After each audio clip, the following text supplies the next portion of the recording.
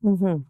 Eh ngayon, siniro pa rin niya ang budget for 2025. At ang sabi ni Secretary Recto, at naalala ko din si Senator Chis Escudero, si Senator Grace Poe, sobrang pera nyo eh. Di dapat kunin yan.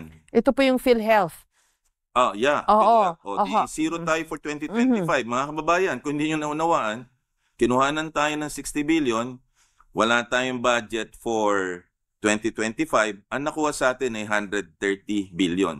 Ngayon, walang nakakaalam no, na naisahan tayo ng gobyerno. Pera nyo yun eh. Ito ho yung contribution natin sa PhilHealth, buwan-buwan. Kinakaltas sa sweldo natin. Para pag nagkasakit ka, meron kang ayuda from PhilHealth. Di ho ba ganon? Yung in principle. Yan ang tawag sa atin lahat, direct contributors. Yung indirect contributors, 4 siya na grupo. Okay. Ang una dyan, yung senior citizen. Opo.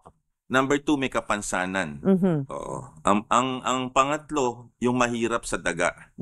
At saka yung 4Ps. Ngayon, ang perang yan, kinakaltas yan sa bawat taong naninigarilyo, umiinom ng alak, nagbe-vape, at sugary drink.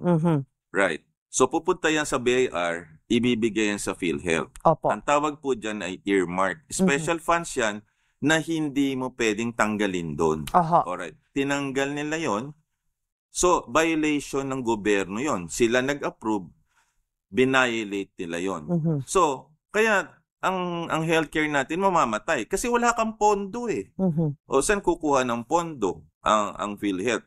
At dapat yan, kung sobra, inuubos yan. Kasi inire-replenish naman every year eh.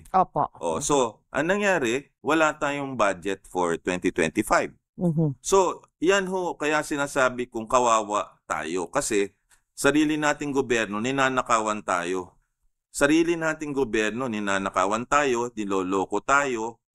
At sinasabi, eto yung mga nakukuha niyong benepisyo. Pero wala naman eh. In the real world, na katulad ko, nakikita ko, ang daming pasyente, pagpunta sa emergency room, pag nalaman nila yung babayaran, lalayas na lang. Tapos pipila sila na napakahaba sa DSWD, pipila kay mayor, pipila kay congressman, pupunta ka dun sa MAIP, yung... hihingi ka ng ayuda. Ayuda, wala naman. Tapos... mako-confine ka ng matagal, magkakanda utang-utang ka. Sa madalit sabi, mangungutang ka, mamamalimos ka, magmamakaawa ka, o mamamatay ka na lang.